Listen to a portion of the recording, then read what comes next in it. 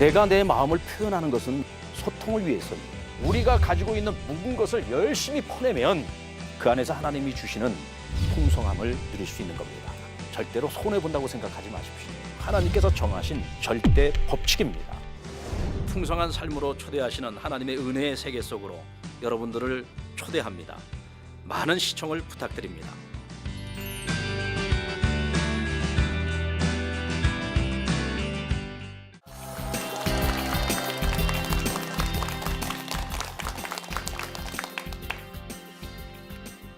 CTS 시청자 여러분 안녕하십니까? 상남교회 이창교 목사입니다. 오늘은 풍성한 삶으로의 초대, 우리 두 번째 시간입니다. 화목을 만드는 원리에 대해서 오늘 이 시간 함께 배우도록 하겠습니다.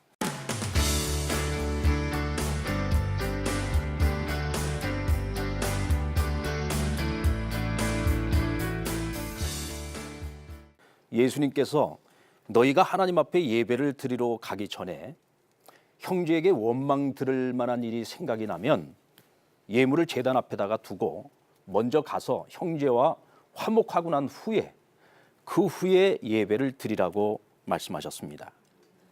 그만큼 예수님께서 중요하게 생각하는 것은요, 예배보다도 화목입니다. 아멘. 여러분들 화목을 위해서 힘쓰셔야 됩니다. 아멘. 가정에서도 교회에서도 여러분들이 있는 곳곳마다 즐거운 웃음꽃이 펴야지 되고요. 여러분들이 있어서 사람들이 행복해야 합니다. 아멘. 그것은 우리가 화목을 위해서 힘써야만 되는 것이죠. 아멘. 가만히 있어서 되는 것이 아닙니다. 그러니까 예수님께서 제자들을 위해서 마지막 하셨던 기도가 뭐예요? 아버지여, 우리가 하나 된 것처럼 저들도 하나 되게 해 주십시오. 아멘.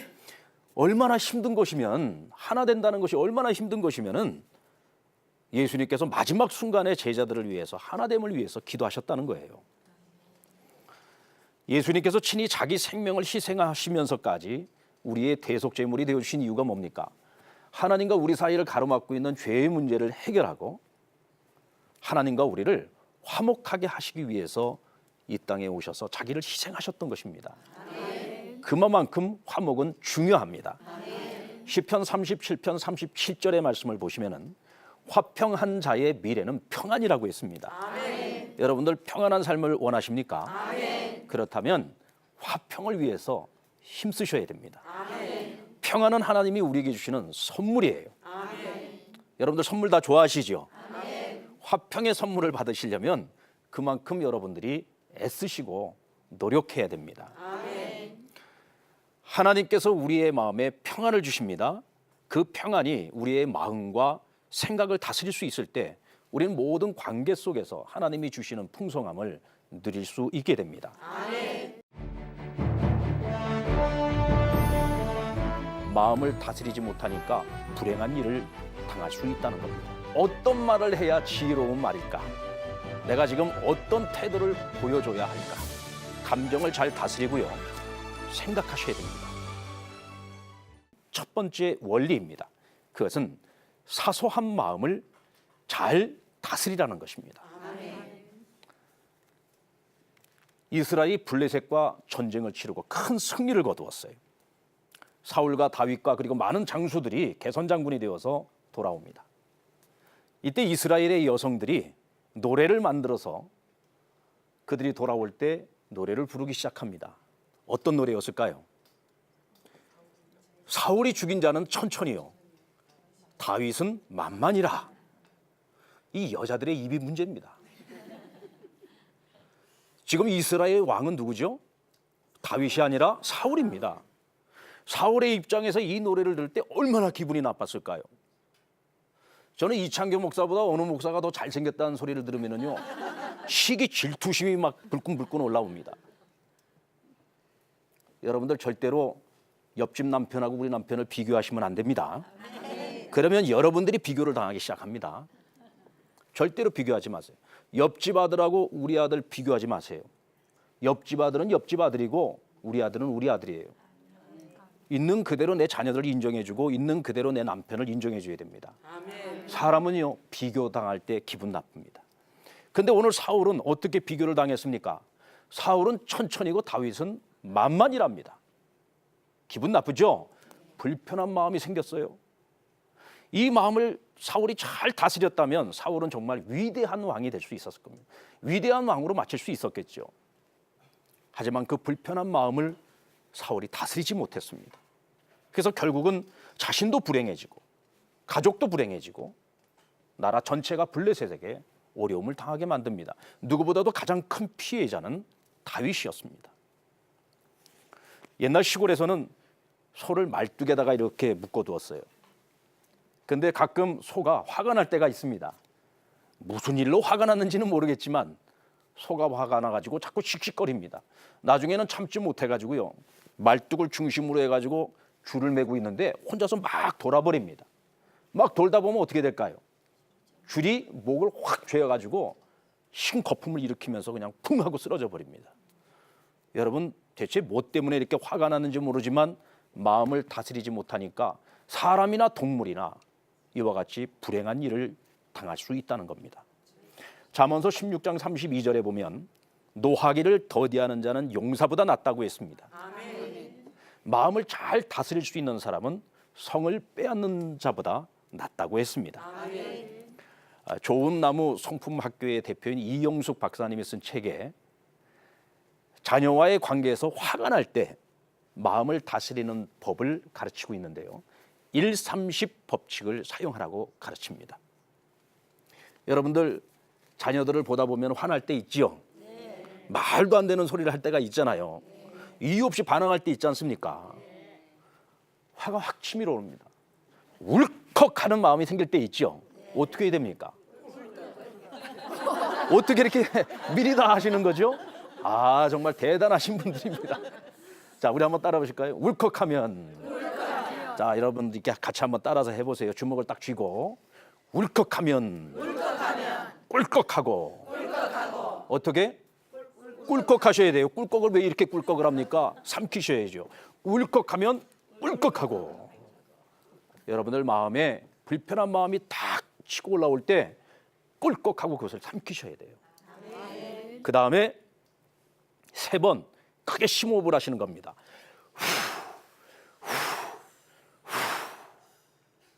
3번 심호흡을 하고 그 다음 열을 새아리면서 생각을 하시는 거예요.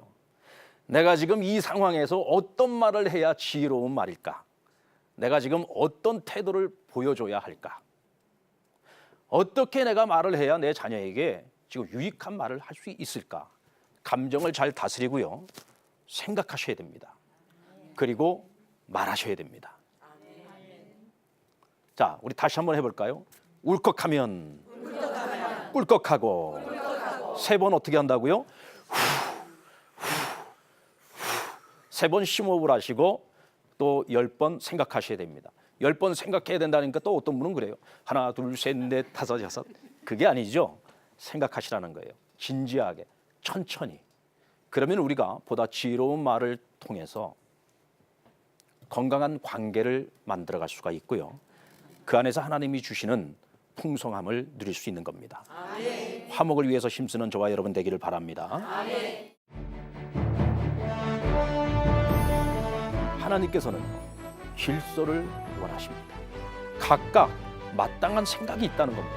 내가 생각해야 될 그 이상의 생각을 하게 될 때 멈추십시오. 화목을 위한 2번째 원리는 마땅한 생각 그 이상의 생각을 하지 않는 것입니다. 오늘날 가정에서나 직장에서나 심지어는 교회에서조차도 서로 마음들이 하나가 되지 못해서 서로 싸우고 다투고 분쟁하는 경우를 종종 보게 됩니다. 근데 그 모든 분쟁의 원인이 무엇인지를 깊이 관찰을 해보면요, 하나예요. 마땅한 생각 그 이상의 생각을 자꾸 하기 때문입니다. 영락교회 원로 목사님이신 고 한경직 목사님께서 은퇴를 하시고 난 후에 교인들이 너무 자주 찾아올까 봐 당시에는 도로도 제대로 닦이지 않았던 남한산성으로 올라가셨습니다. 근데 성도들이 목사님을 너무 사랑하다 보니까 또 목사님 만나고 싶어서 길도 제대로 닦이지 않은 남한산성을 자주 찾아오는 거예요.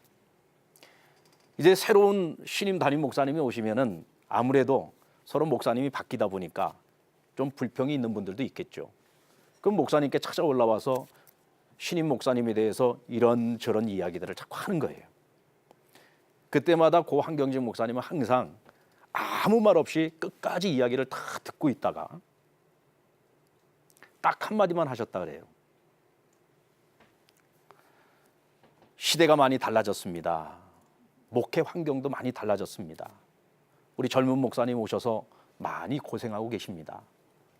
많이들 도와드리세요.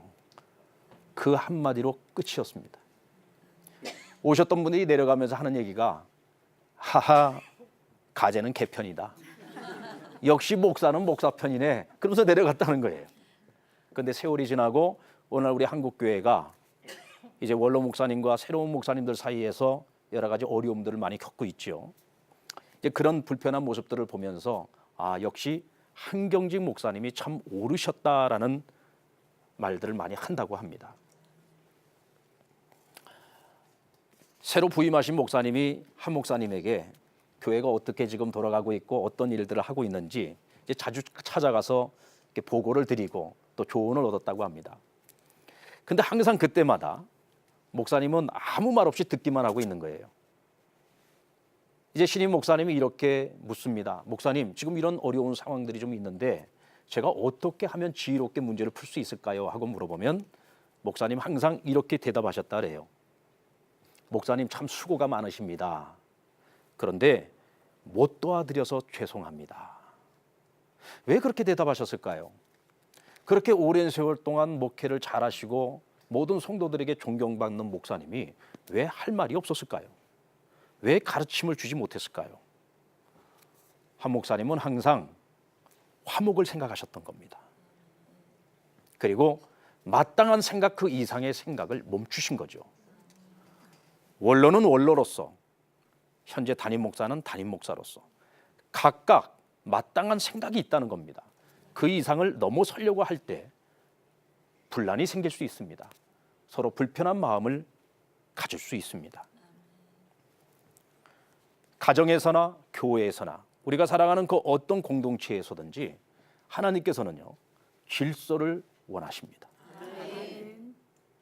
내가 생각해야 될 그 이상의 생각을 하게 될 때 질서가 무너지게 되고 어려운 문제들이 발생할 수 있습니다.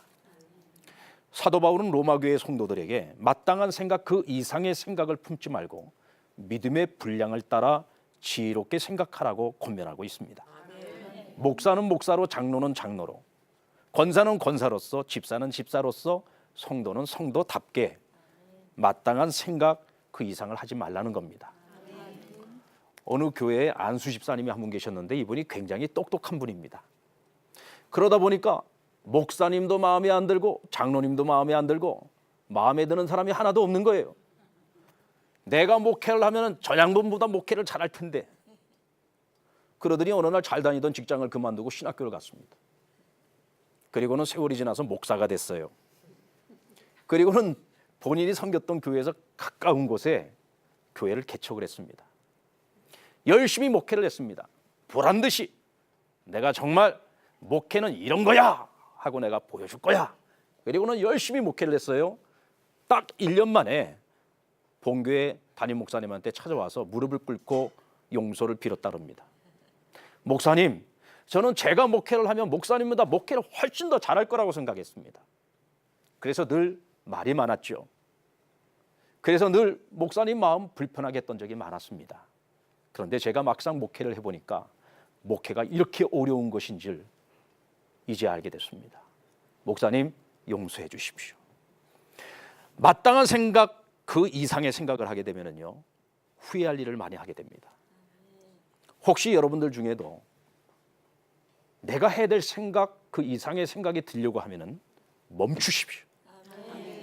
그 생각을 멈추셔야 됩니다. 그리고 3번 심호흡하십시오.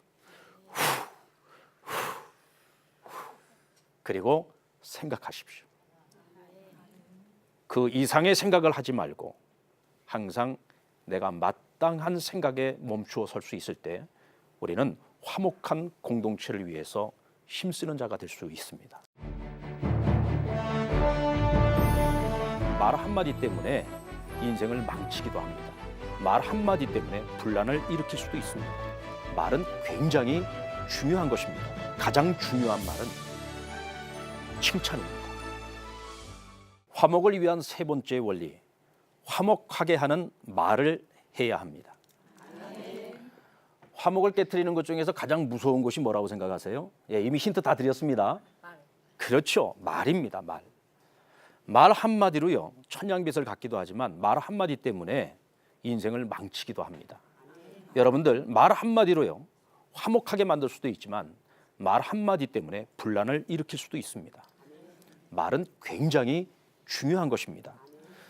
링컨이 미국의 대통령이 되고 의회에서 처음 연설을 할 때 아주 교만한 상원의원이 한 사람이 있었어요. 그가 링컨을 조롱하듯이 비난하듯이 이렇게 말했습니다.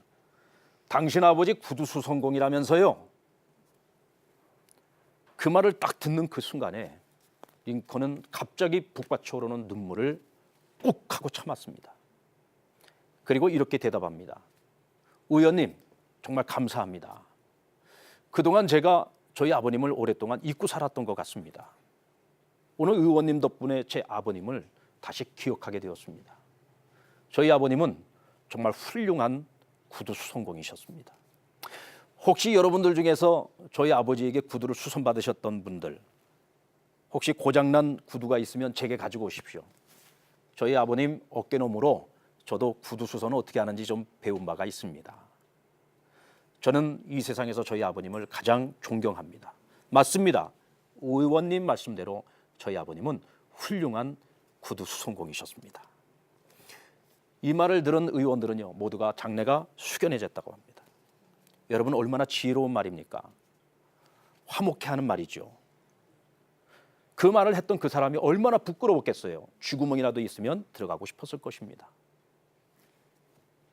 그리고 모든 사람들 앞에서 화목을 도모하고 또 자신의 아버지를 훌륭한 분으로 인정을 해드린 겁니다. 화목해 하는 말 중에 가장 중요한 말은 칭찬입니다. 여러분들, 정성을 다해서 밥을 차려주는데 여러분들 남편분들, 자녀들이 밥 먹을 때 어떻게 식사를 하던가요? 어떻게 식사합니까? 맛있게 식사합니까? 아마도 이 부분에 있어서는 저희 집사람이 세상에서 아마 제일 행복한 아내가 아닐까라는 생각이 들어요. 왜냐하면 저는 밥을 먹을 때마다 그냥 누룽지에 김치 하나 넣고 밥을 먹어도요, 정말 이 밥이 내 인생의 마지막 밥이라는 생각을 가지고 정말 맛있게 먹습니다. 그리고 항상 저는요, 어떤 음식을 해주든지 감탄사를 연발합니다. 와, 진짜 맛있다. 어떻게 같은 된장찌개를 끓이고 같은 김치찌개를 끓여도 당신이 해주는 밥은 이렇게 맛있을 수가 있냐.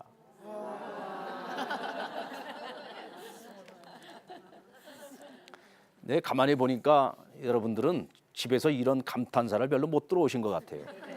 좀 다들 억지로 와 하고 계시는 것 같아요. 감탄사를 자꾸 해줘야죠.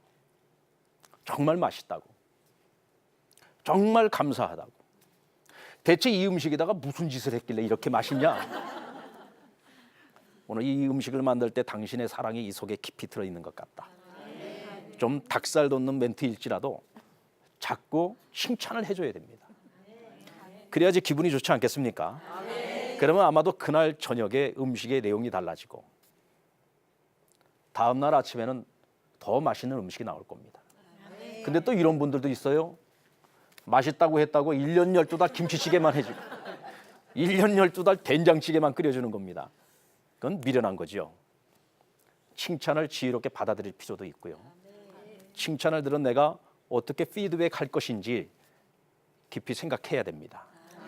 이때 소통이 이루어질 수 있고 화목을 이루어갈 수 있는 것입니다.